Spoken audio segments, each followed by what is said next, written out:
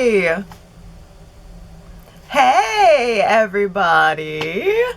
It's Allie, and welcome to our Y&R Chat for Sunday, December 8th, 2024. You mean to tell me that Kyle had no idea that Claire was a virgin? I don't think so. But the look on his face was like, really? I am genuinely shocked right now. No way. No way. Especially not after everything he went through with Lola. So similar.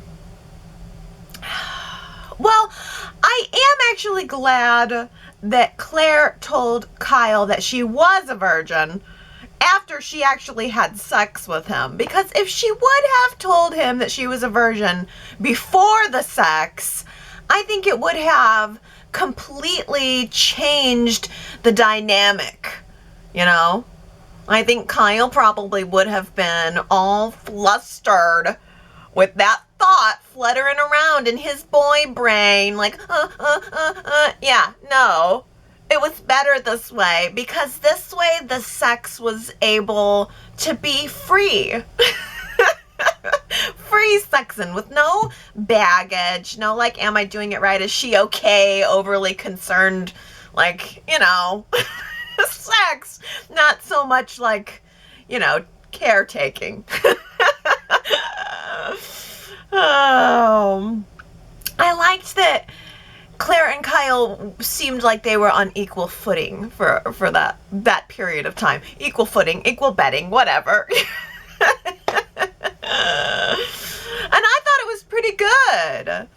I mean, I had a really good time during their lovemaking. Claire seemed like she had a really good time. In fact, that's one of the things that I liked best about the whole lovemaking scene, was that it seemed like Y&R really went to the trouble to show Claire enjoying herself. I mean, we've seen Kyle make love a dozen times, but this was Claire's first time, and it was our first time seeing it. So Y&R really showed us lots of smiles and looks of pleasure and ecstasy on her face. And it wasn't until afterwards that she confessed to him and told him the truth, that this was her first time. And I also thought that it was very realistic the way that she told him, and then she kind of, well, shyly crumpled down into his arms, and she was hiding her face after she told him. And I just thought that was a very real facet of that moment, because I could understand her feelings of embarrassment over it. She's in her 20s, and I could see her being self-conscious about the fact that that was her first time and she didn't want to admit it. But, you know, all the virginity days are behind her. I personally hope that this marks a new chapter for the character of Claire. You know, I want to see less little girl and more woman out of Claire. And Summer was certainly able to sense Claire's womanliness upgrade. Claire seems extra womanly right now. As soon as she saw Kyle and Claire out to dinner afterwards, they both have a glow. I recognize that glow. I think Summer was like a bloodhound, you know. She knew that they had slept together the second that she entered the restaurant. And Claire knew that Summer knew. And there was this really weird, like, female territorial standoff happening. The whole thing had like a high-pitched squeal to it that the male ear was not able to hear. It was this very female moment. And at first, Kyle was like, no, Claire, you're being silly. Summer doesn't suspect anything. But then Summer walked up to the table and she brazenly asked them if something had changed between them. She could sense it, and so she just asked about it. And I thought that Kyle did a pretty good job of answering Summer's questions without answering Summer's questions at all. He just really quickly shifted the attention right onto Claire and said, oh yes, we're spending some extra time together because she's just been so great at helping me solve my parental issues. I appreciate Kyle's change of attitude, but I have to say, I really wish that Claire would back off of the reconciliation push. Like, Kyle does not need a second mommy, except he does, but it's making Claire come off like she's Kyle's caretaker and more than that she's Kyle's lover. You know, it's just, I need this sex to be the new chapter of the character of with Claire. I feel like with sex happening between Claire and Kyle now, I want to feel more heat and less sweet. This week, Claire also had to break the news to the family that she is leaving the role of Harrison's nanny to take on the role of Nikki's assistant.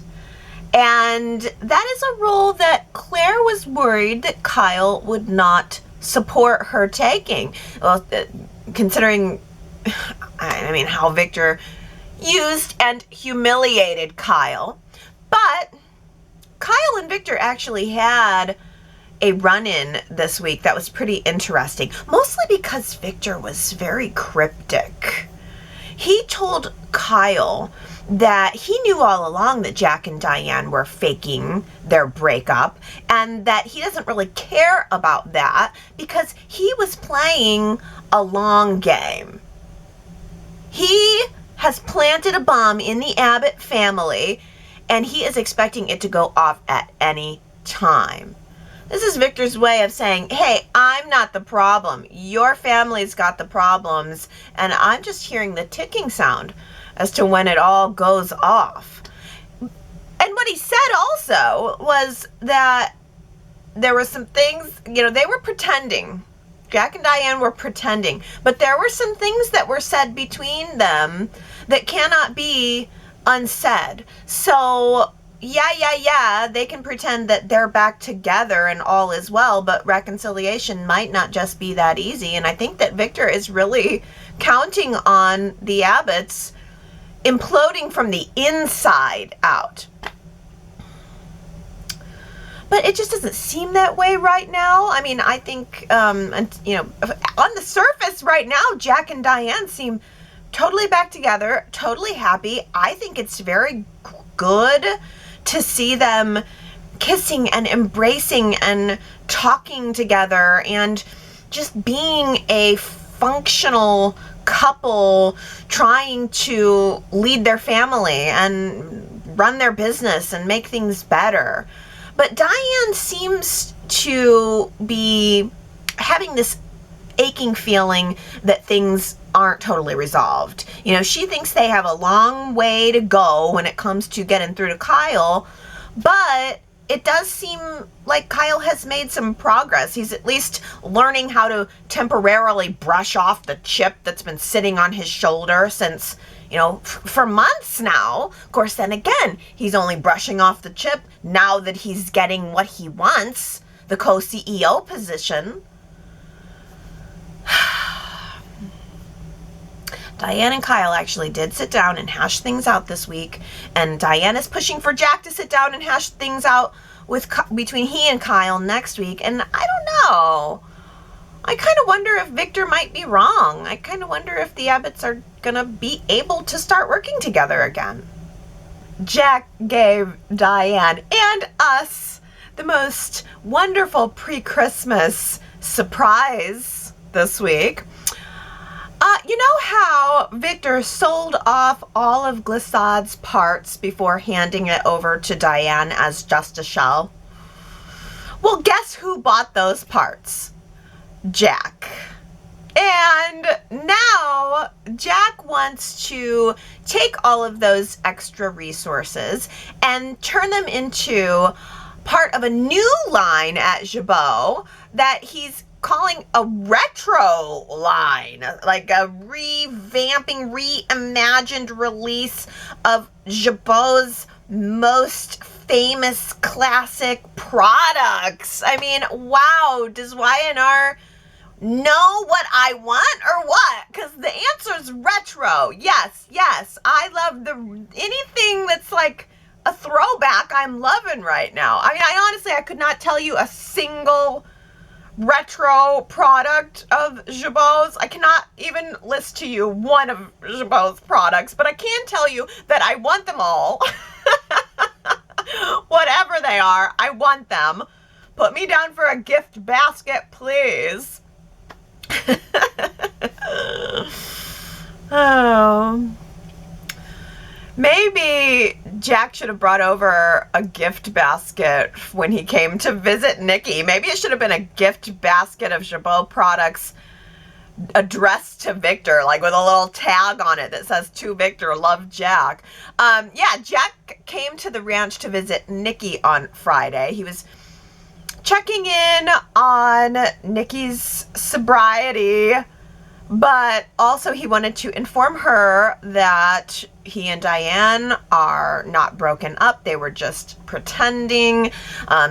Jack and Nikki were, bonding, catching up. They were having a good, honest, real conversation.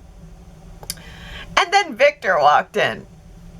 And, it occurs to me now that the whole Glissade fire sale really turned out to be nothing more than a beautifully placed plot device, completely designed to bring us just that one delicious moment between Victor and Jack on Friday, when Jack revealed to Victor that he was the buyer of all of those assets that Victor so hastily sold off to get at Diane.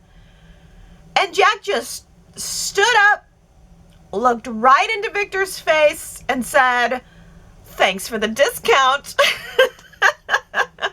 And then he floated out the front door with a big smile on his face. Yes, double yes. Victor may very well have won the war, but that particular battle goes to Smiling Jack for sure. I wonder if Jack and Nikki talking about her sobriety on Friday was some foreshadowing for some kind of future trouble for her. Because we know that Jordan has been sneaking around Genoa City. Right now she is looking like a beautiful blonde French woman. Are you kidding me? Claire comes face to face with the woman who raised her, and Jordan was just practically like, "Oh no, I don't speak English," and she scurried away, and Claire didn't figure it out. Something so familiar about this woman. I just can't put my finger on it. Probably because her fingers were too occupied running themselves through Kyle's hair. Claire's been too sex-misted right now to even notice. But Jordan noticed Claire and Kyle playing kissy face. And she seemed like she was really freaked out about it. Like, oh my gosh, Claire is happy? I can't have that. And then in the previews, Jordan is running back to the hotel room to put a fancy hat on Ian Ward, a little fancy hat with a feather on it, and encourage him to start prowling around town, which I say good. I think it's about time that we get out of that hotel room. Let our villains stretch their legs.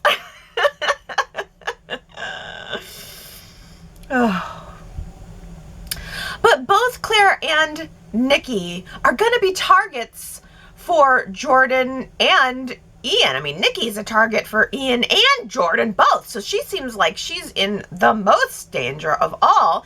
And Claire and Nikki are both working together at Chancellor. So I don't know, this could be big trouble for Nikki's sobriety, which could be big trouble for the company. And who knows, maybe Claire's new job and maybe her relationship will end up getting mucked up by Jordan too. But do you know whose job is absolutely secure? Esther. No doubt about it. Esther's doing just fine. Crimson Lights by day. No, probably Chancellor by day, and then Crimson Lights at night. Or maybe she's on a different ship. Monday, Wednesday, Friday at Chancellor. Tuesday, Thursday, Saturday at Crimson. Oh, the way Esther was like, do I get to still keep my job? It was sort of like, oh yeah, I mean, as if Nikki's going to take over and fire Esther. Look, if Jill didn't fire Esther, Nikki is not going to fire Esther. Oh. But I thought it was really fun that Nikki gave us an office tour this week. And I really loved how Victor took a picture of her in the chair. I just thought that was a cute moment. He was really proud of his wife and proud of himself. Let's be real. And it was kind of fun watching him move in. I mean, Nikki's office looks exactly like Billy's and Lily's offices. Nothing has changed except for the pictures. And most importantly, there is now a picture of Catherine behind the desk. Now, I liked that very much because we don't spend much time at all at the Chance Manch anymore. I can't even remember the last time that we went to the Chance Manch. So we don't get to see Catherine's big portrait above the fireplace the way that we used to. So I think that this is a nice small touch to have Catherine's presence still felt on the show. And by the way, speaking of the Chance Manch, isn't that where Abby and Devon live? And did anyone else see the news that Melissa Ordway has been taken off contract as Abby? I mean, I don't think that that means that she's not going to be on the show, but it does sound like she's been bumped to a recurring status, which is kind of surprising considering her character just got married. I mean, I don't know. I guess maybe that means that they're going to be away on an extended vacation for a while, but how is that going to work? Because Devon is still very much in the show, on the show. He has a place on the show, and especially now that he's becoming closer to Nate, and Nate's family is going to be expanding to get a whole new member very soon. I love that Phyllis is keeping this huge secret about the night of her crash. It's the exact right kind of dastardly chaos. I mean, it's like why I watch soaps. I watch soaps to watch other people do the wrong things so that I don't have to. And Phyllis is really filling that space for me. It makes total sense to me that Phyllis would be keeping this secret. Because first of all, Phyllis spent weeks trying to convince everyone that Sharon killed Heather, and no one would give her the time of day. So why would Phyllis release any evidence that would help Sharon in any way? I think that Phyllis sees this as a balancing of the karmic scales. Sharon has confessed to killing Heather, but Sharon has also got a very high-powered attorney, Phyllis's best friend, defending her. Sharon's also got Nick swooping in to defend her. Sharon has even got Christine poking holes in the reasonable doubt of Sharon's case. So in Phyllis's mind, Sharon confessed. So she's gonna make sure that Sharon looks as guilty as possible of as many things as possible to ensure that she gets convicted and goes to prison for the rest of her life. That's what Phyllis feels, and that's what Phyllis said to Sharon this week. Let me ask you, which is scarier? Having to face a lifetime in prison or having to face Phyllis's unbridled rage? Because if I was Sharon, I would probably be begging to go to prison too, just so that I didn't have to deal with Phyllis anymore. But it was so good. It was so satisfying to see Phyllis release that raw rage on Sharon this week. And she was just not gonna be held back. Phyllis let Sharon have it, all of it. Anything and everything she wanted to say, she said it. And Sharon just kind of stood there. And she just kind of listened and lightly responded in a very sort of kind way. But Sharon also agreed with Phyllis, which was surprising to Phyllis. Sharon essentially said, "You think that I deserve to be punished? Well, so do I. So do I." And then, Sharon told Michael that she doesn't want to have a not guilty plea. She really just wants to accept her punishment, not have a defense, just go to prison and serve her time. But Sharon has got Nick riding into the rescue, and Nick has got some other ideas. So Nick took it upon himself this week to fish through Sharon's trash and pull out her old medication and give it to Chance, of all people, to run some testing on it. Choo-choo! Do I see the redemption train coming down the track for both Sharon and Chance in one fell swoop? Yes, I think I do. Because we all know that the drugs are gonna come back with some wonky stuff that Jordan put into them. And everyone's gonna go, "Oh, see? Sharon was tricked. Chance was tricked. It's not either of their faults. We are dealing with psychopaths here, people. You can't account for that. You can't be held responsible when there's a psychopath in the mix." I mean, the only problem is that, though, at the end of the day, if Sharon is proven to have not been in her right mind for any of it, she still did some pretty horrific things. Would they really just let her go? I mean, it's hard to believe that she's been let go now. It's hard to believe she's walking free now. But let's say, I mean, even if everything we know comes out in the wash, are they really just going to let Sharon off the hook, free and clear? I don't know.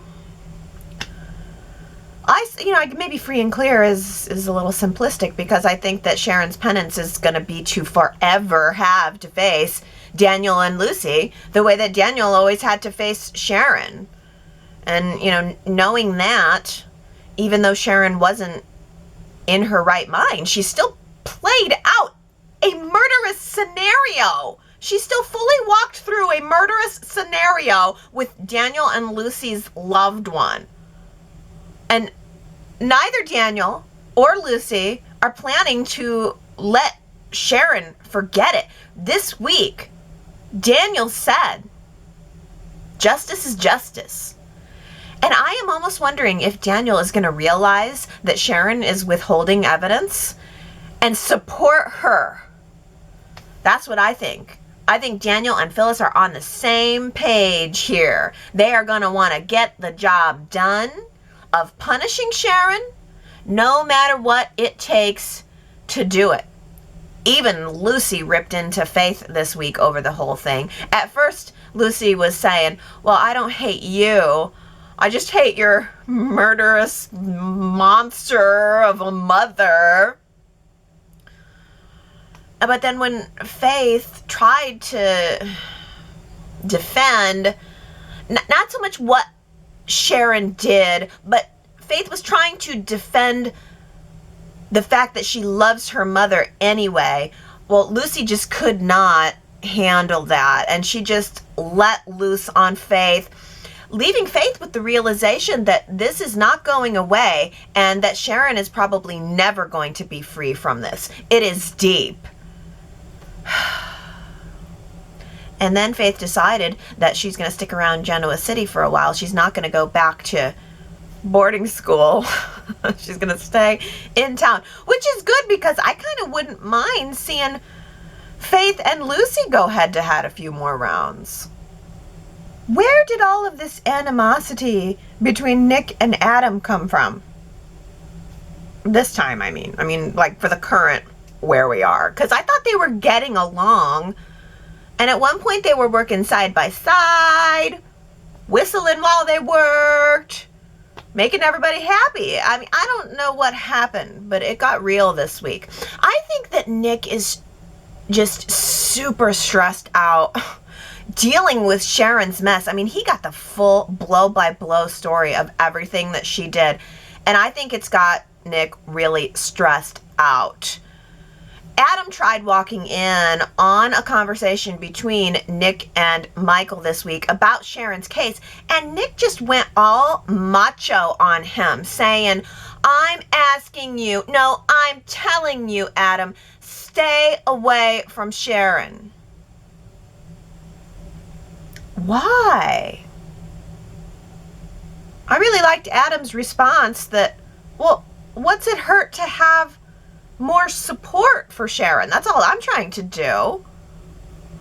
I really want Adam to force his way into this story because I am so bored by the whole Adam, Chelsea, Billy, Sally stuff. I mean, Adam and Sally are over. Okay, we get it. I don't need to see it every week. Billy and Sally, they're sort of together, but not really. It seemed awkward to me between them after the sex. I don't know if anybody else felt that way, but to me, it felt like both Billy and Sally were working extra hard to make it not awkward, and it was just making it awkward. I think they're both trying so hard to make it not about revenge, and it's just, I don't know, especially from Billy's point, it feels like it could be about revenge.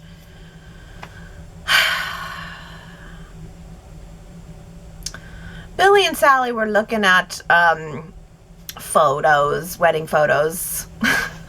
Finally, some recognition for the fact that Sally is a famous designer and designed the dress. I mean, wasted opportunity there as far as Sally Spectra's character. She's a world famous designer, and there was like no emphasis on that. We're just stuck in forever in her triangles, her love triangles. But Phyllis walked in, and Phyllis saw Billy and Sally being close. And Phyllis warned Billy that he needs to stay away from Sally because, well, we don't want to make Adam mad. You know, why make Adam mad when our ultimate target is Victor? Why, Phyllis? Why? You do not need this complication right now. And honestly, the same thing goes for Billy. Revenge against Victor is a losing game. And it is time for Phyllis and Billy to stop losing and start winning. And besides, if Billy really wants to be upset with anybody, yeah, okay, Victor, but Jack needs to be at the top of that list because Jack acquired all of those Glissade assets for Jabot, and he's relaunching this retro refresh of John's original product line, and then he asks Diane to head it up. maybe this might have been a good job to offer Billy. John was his father. Jabot is his legacy too. This would have been a great olive branch for Jack to give to Billy that Billy probably would have turned down, but at least it would have given him a chance to work somewhere else other than Revenge International. All's fair in love and chocolate. You know, that's what they say. All's fair in love and chocolate. Do you have any idea who said that? If you do, you should go to yrchat.com to reveal the answer. I also want to reveal that Astra's birthday is this Wednesday, December 11th. Congratulations, Astra. I hope you have an absolutely beautiful birthday. And now I want to ask a question for a poll based on what we were just talking about, which is Billy. Do you guys want to see Billy pursuing a revenge plan on Victor? Or is this just totally uninteresting to you too? I mean, do you want this for Billy or do you want something else? Do you want to watch Billy use his emotional resources to go after Victor right now? YRChat.com. That's our poll question for the week. And now let's move on to talking about Phyllis. Sharon W. says, keep up the fire, Phyllis. Sharon deserves to hear everything that's on your mind. Today, you reminded Sharon that you are not only speaking for yourself because Sharon tried to run you off the road, but you are definitely speaking for Daniel and Heather, too. When will Phyllis also remind Sharon that it was all Cassie's fault that she tried to drive Daniel home? He was only the object of her hero worship and passed out being unable to drive. Sharon needs to untangle her memories of the past, realizing that Daniel is not the cause of Cassie's death. Sharon's sadness needs to be separated from any blame of Phyllis's family. Extra note, I not only thought it was brave for Phyllis to go out without her eye makeup on Monday's show, we all look more glamorous with our added touches, but it made Phyllis look even more intense and angry when shouting it out with Sharon today. Ooh, Sharon W., I love both of those points. First, that, yes, Daniel, you know, his actions set in line the events that led to Cassie's death. But Daniel didn't kill Cassie. Yes, he drank. Yes, he passed out. But it was Cassie's choice to drive him home that night when she had no driver's license and no ability to do so. So it's, you know, we can't just remove Cassie's culpability simply because she didn't survive. But I also love your point that, you know, Michelle Stafford Phyllis having no going makeup-less was definitely the talk of the chatters this week. And yeah, it definitely added to the scene, but also added to our conversation. Naomi says Phyllis is just as pretty without the makeup, just a more natural look. She actually looks younger, in my opinion, with no makeup. Ooh, wow. You know, I have to say that I was watching Phyllis this week, and I've thought this for the past several weeks, but I really solidified it this week thinking about how really lucky I am to have this daily example in the Young and the Restless, actresses specifically because I'm a female, but you know, the men too.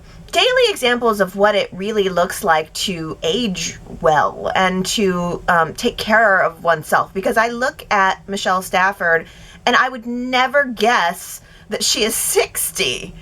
You know, I would never guess that in a million years. And I'm turning 45 this year, and I think it's, you know, it's normal. You kind of go, lines on my face. You know, you look at your own self and you're aging, and it's like, But then I look on screen, and it's like, well, I mean, if Michelle Stafford looks so amazing at 60 without without any makeup, without the eye makeup on her face, maybe there is still some hope for me. Or just like looking at Diane and the way I find Diane to be so physically alluring, you know. It's like not only this is the thing. It's because like beauty isn't just your skin texture or your hair color or whatever.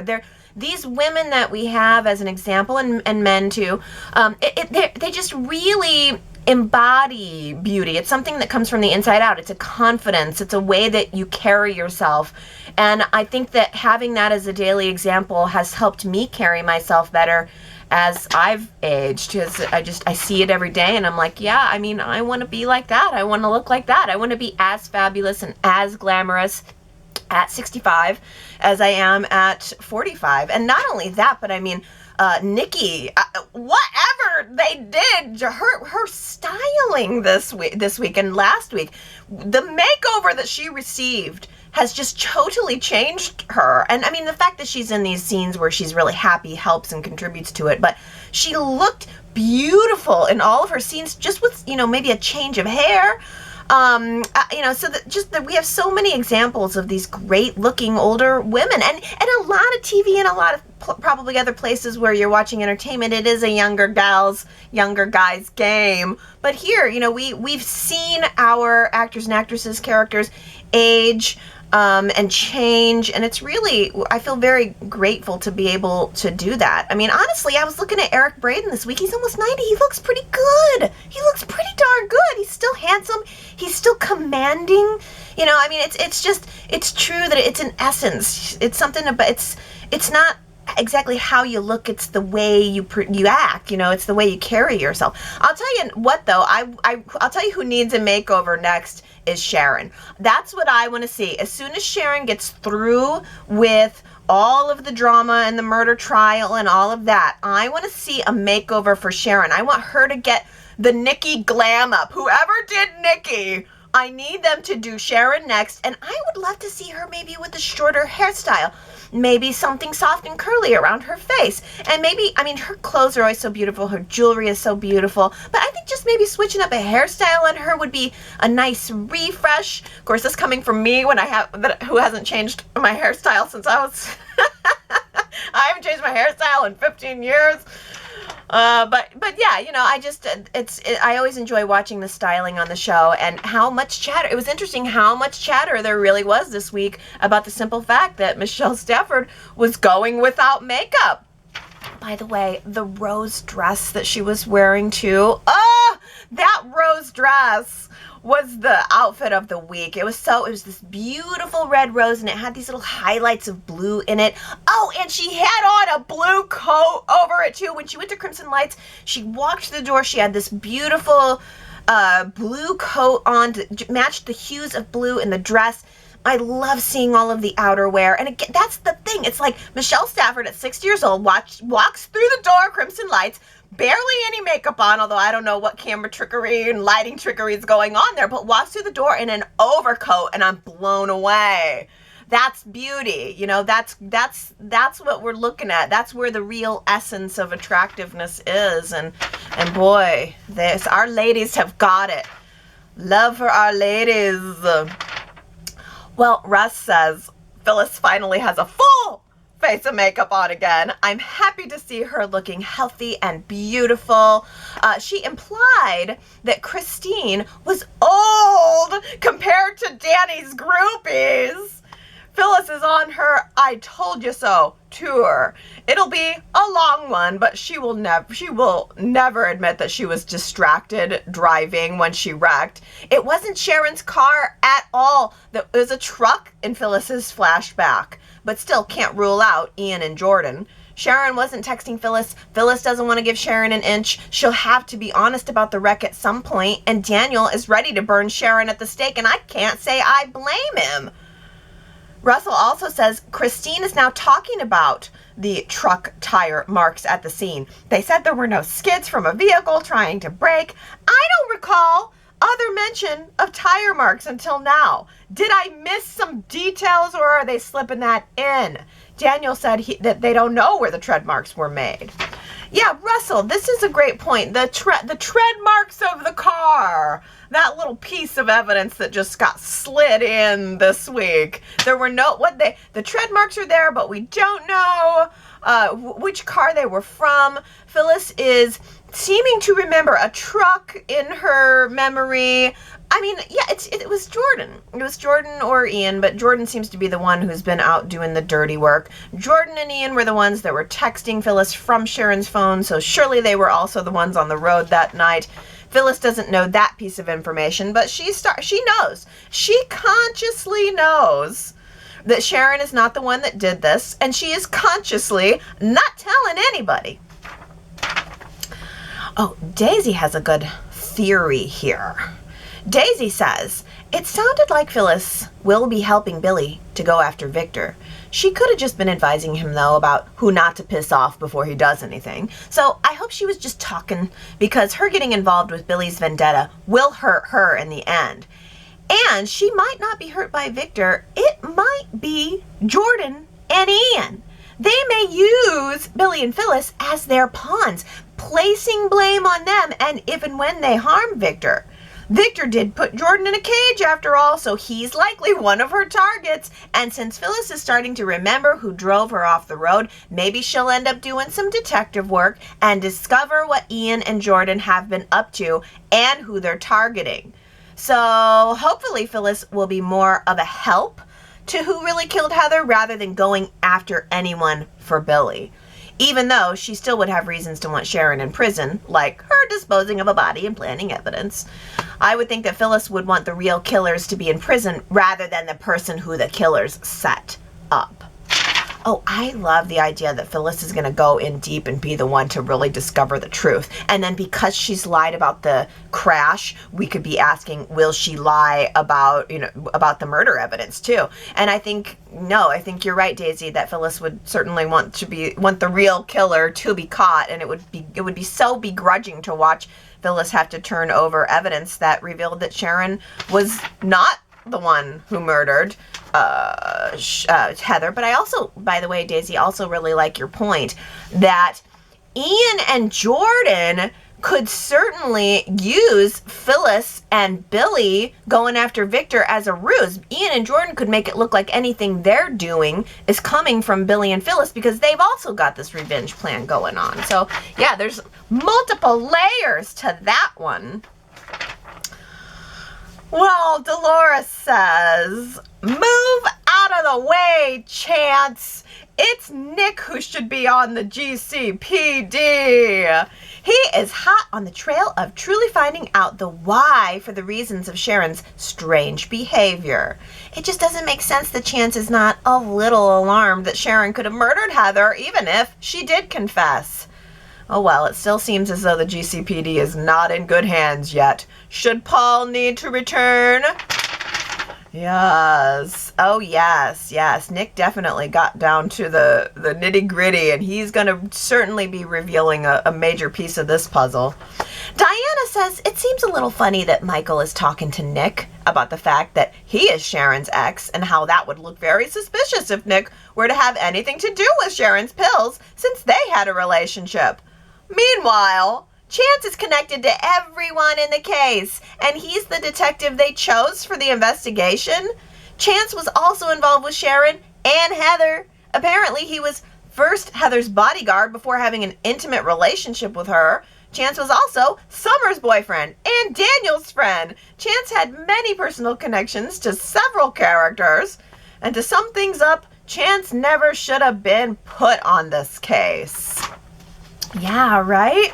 Now, so what is the status of Summer and Chance's relationship right now?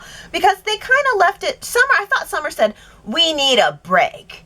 It didn't say officially break up, it's just we're on a break. So I'm wondering, when Ian and Jordan's involvement in all of this is revealed, will Summer soften toward Chance? Is she going to see that he was fooled, tricked too by the psychopaths, so she might just forgive him and go back to him?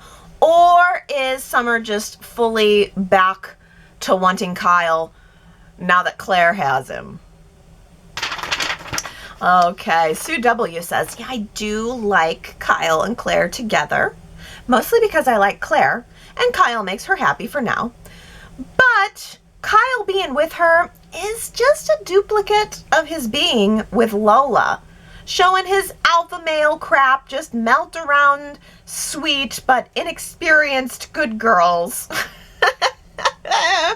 He shows his alpha male crap and these inexperienced good girls just melt. It's a great fun to watch, but Claire already seems faded to heartbreak once she realizes that Kyle is just a hunky a-hole who will forever love Summer. And oh yeah, himself. It's a tough world out there amongst the singles, Claire. Oh man, I think that's interesting that you think that, do you think that Kyle is ultimately gonna want to go back to Summer? If Summer starts turning on the charm, is Kyle gonna go for it? Ooh, now that's a good question. But I think you're right. The sweetness of Claire to Kyle's more experience, it is something that we've seen before. I mean, this is Kyle's second virgin. And that's again why I'm like, let's evolve Claire a little bit. Let's bump her forward a little bit, because I like Claire too. I'm ready to see more and different from her though. Yes, hopefully this is the beginning of that. Well, Diana says, did anyone notice how dirty the bottom of Kyle's shoes were when he was sitting in the Abbott living room talking to Claire? Ew, it looked so yucky. I can't believe Kyle is wearing dirty sneakers around the mansion. What happened to taking your shoes off at the front door? That's the first time I've seen one of the characters have all that dirt showing on their footwear. It looked pretty bad. Jack and Diane and Mrs. Martinez would be furious if they knew Kyle was traipsing all that dirt around the mansion and dirtying the carpet and floors. It's also extra work for Mrs. Martinez to clean. She needs to put Kyle in his place. Diana, you know that's one of my pet peeves too. I did not see the bottom of his shoes. I don't know what I was focusing on that day, but if I had seen it, I would be outraged. And so I'm funneling your outrage into it. I mean, yeah.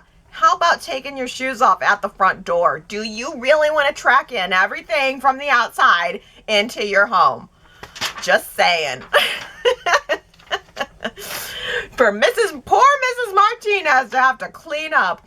I mean, nothing must faze Mrs. Martinez. She's just cleaning up Kyle's tracks, putting down the Toro in the pantry because Harrison unleashed an ant farm. Kyle mentioned giving Mrs. Martinez a raise this week, and I would say that that is long overdue. I think minds would be blown if Mrs. Martinez actually showed up in a scene. Mrs. Martinez is like, you know, I feel like at one point she was cast. I want to say we did see her a couple of times, just for a minute. She's so present and so not present at the same time. I think Mrs. Martinez truly is the current heart of the Abbott family. Next to Tracy, of course. My theory is that Mrs. Martinez's warmth and delicious cookies and holiday cooking is the reason that 74% of Y&R chatters chose that they would rather spend their holidays with the Abbotts over the Newman family. Naomi says, I voted I would spend my holidays with the Abbotts. They have a genuine affection for each other, and they love to laugh. They are old school wealthy and would know how to make a common riffraff feel welcome. Although the thought of sitting at the same table with Ashley is terrifying.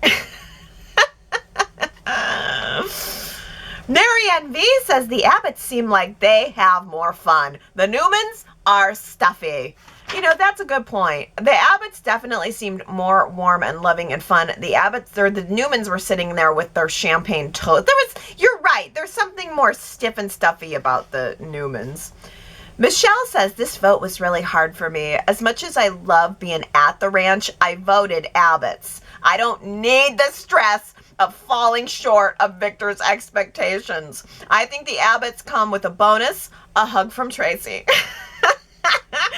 Man, Michelle, that is so practical because you're so right. If you're at the ranch, you're going to be thinking, about like what Victor is expecting of you. And if you make one wrong move, you know he's going to say something or you're going to be out. And Nikki too. I feel like if you make one wrong move at the dinner table, Nikki's going to give you the evil eye. If you pick up the wrong fork at the ranch, Nikki's definitely going to go,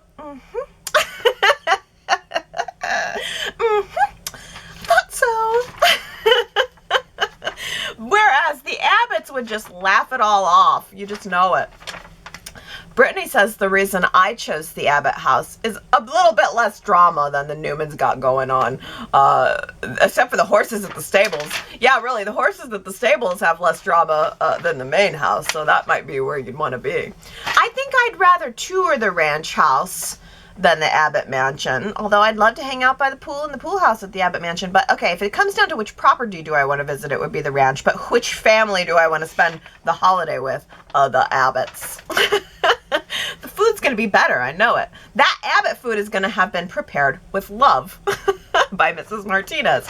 Cook doesn't even have a name. Cook's just Cook. How hollow is that? I mean, Marianne V. Stuffy. It's stuffy. That's a great description. All right, new topic. Connie says, the ranch unveiling episode focused on the love story of Victor and Nikki, but today as Jack was seeing the ranch without all of the wedding bling, it occurred to me that Jack and Nikki have a love story as well, and I sometimes forget that they're exes, yet still best friends. They have such a mutual respect for each other, and I was wondering why their marriage ended. They're so close, and I enjoy it when they're having a calm conversation. Yeah, it was a comfortable, honest conversation, you know. Jack and Nikki weren't afraid to be honest with each other, and it's probably because they have such a long history, including marriage. Sue W. says, I do love Jack and Nikki's friendship as well. It's genuine and enduring. I think losing their baby may have contributed to their breakup. Not sure on that, but regardless of other factors, I think Victor has always been and will always be Nikki's one true love, leaving Jack forever friend-zoned. I suspect that was the biggest factor in play. And Victoria adds also Nikki was drinking a lot and trying to hide it from Jack. Nikki wasn't in any kind of recovery, and Jack was so angry. Yeah, I think there's lots of reasons. I mean, honestly, I feel like it's Nikki always wanted Victor. More than anything, I think it's she always wanted Victor. Jack, I think, was always going to be a runner-up for Nikki. And in some ways, I don't think Nikki was Jack's true love either. Well, hey, this is interesting. A fun fact about Glissade. Steven says, Wikipedia says this. A glissade is a climbing technique mostly used in mountaineering and alpine climbing, where a climber starts a controlled slide down a snow and ice slope to speed up their descent. So there you go. A glissade is a mountain climbing term. And I have to tell you, several months ago, I took a bar class. I don't know if any of you ever heard of that. Bar. It's like an exercise class that is based on ballet moves. And they were doing glissades in the bar class. So glissade is also a ballet term. I think the word glissade means to glide. And so, yeah, so whether gliding down a mountain or gliding across a dance floor, to glissade. It's beautiful because it also calls to mind, you know, putting on a lipstick or a lip gloss. It's glissade. I think that's a beautiful name for, I've always really liked that they chose that name, but apparently that's just going to go away now. Go away now and be forever lost to time. Well, Victoria says, talk about poking the bear. Jack sauntered over to the Newman Ranch to check on Nikki. He wanted to be sure about her sobriety and that it was sound. If I was Nikki, I would have been offended. Nikki has a sponsor now and should lean on them. As a friend, Jack can support her, but beyond this, they aren't helpful to each other in recovery. Jack almost died the last time he tried to help. He's always been in denial about how close he came to dying. Instead, he focuses on how he saved Nikki. In Jack's brazenness or stupidity, he sees Victor walk in and decides to hit Victor over the head, figuratively, by telling Victor that he purchased all the deep discounted divisions of Glissade. I love that Jack left with a big smile, but Victor may be building Jack a cell to go along with Aunt Jordan's and Ian Ward's. Ooh, yeah. Gary says, how dare Jack step in and save Nikki's life? How dare he? Victor, you're a mental case. It's Jack who should not be able to forgive Victor for overtaking his life and identity, ultimately trying to get him blown up at sea. Y&R, do you want us to forget that one? Because Jack seems to. You don't come back with someone after that. Yeah, Jack's mad about Victor's latest sort of mild onslaught against him, when Victor has literally had Jack duplicated and had him sleep with his wife, and the whole Marco thing. Yeah, but Gary, at the heart of it, and back to Victoria's comment, it is kind of like, well, I mean, Jack, I think Victoria makes a good point that Jack's always kind of been in denial about the fact that he almost died that night. But Victor's also kind of been in denial about the fact that Jack did save Nikki's life that night. So it's just like they both have their own perspectives, and I guess never the two will meet. Well, Russell says on Friday, Nikki and Claire were sitting in the beautiful sunroom, both with new hair. Nikki has been stunning every episode since her cut. That electric blue jacket looked great on her, and Claire has gone a bit darker for the winter. I like it. Yeah, Russell, I noticed that too, that Claire's hair is a lot darker right now. Yeah, maybe just for winter. I mean, what did that just happen? Because I was just watching this week and I'm like, when did her hair get so brown? She looks nice. She looks really good. I mean, both ladies looked really good. Oh, well, let's end on this. Gary says, unless I'm hallucinating, I think I read on my phone last night that, quote, Y&R will go out with a bang this year. The phone theorizes it will be Aunt Jordan and Uncle Ray who will get it, but I ask, will it be Sharon who pulls the trigger? Not an official spoiler. Not an official spoiler. Not an official spoiler. Ooh, I love that. The next edition of Gary's phone says, it's got about a 50-50 shot of being right, but if it is right, that's quite a juicy scoop. Y&R is going out with a bang this year? Ooh, if that's the case, then who's going to pull the trigger and who's going to take the hit? Okay, everybody. That brings us to the end of another Y&R Chat. But if you have comments about the chat or about the show, you should go to yrchat.com to leave them. If you have some spare time over these holidays and you want to pick up a bonus Y&R Chat podcast, go to GenoaCitySoap.com. The ranch episode is awesome, but I also have the poolside episode there and the Soap Kids Are Screwy episode, and I would love it if you guys had other suggestions for special Y&R Chat flashback episodes that I could do. Maybe a Victor versus Jack Y&R Chat flashback would be a good one to work on, because I like it when it's kind of relevant so that I can get inspired. Like if I can connect it to where the show is currently, then I really enjoy digging back through the archives even more. Can you think of any especially good Jack Victor rivalry storylines that have taken place in the past 15 years? Because Y&R Chat, I only have it going back 15 years. So if you can think of anything, the Marco situation was especially brutal, and I think we talked about that on Y&R Chat. But what else? Are there other things that Victor and Jack have done to each other that were super memorable within the last 15 years? Those would be some fun Y&R Chats for me to go back and pluck through. But until then, it's Christmas in Genoa City. This week they had out the Society blingy, glamorous Christmas tree at Crimson. Oh, and they had that huge wreath above the candle fireplace that was really splashy and twinkly. And Society has all the twinkle lights outside of the door. And then Crimson Lights has all its kitsch out. that little TV screen that has a snow globe inside of it. That's kind of new, but I like that. And oh Lord, all of those crazy coffee mugs. If I went into a coffee shop and they handed me my coffee in a giant ceramic snowman and I had to drink out of the snowman head, I just don't know how I would feel about that. I would be like, can I just have a regular cup, please? I can't be dignified drinking out of a snowman head.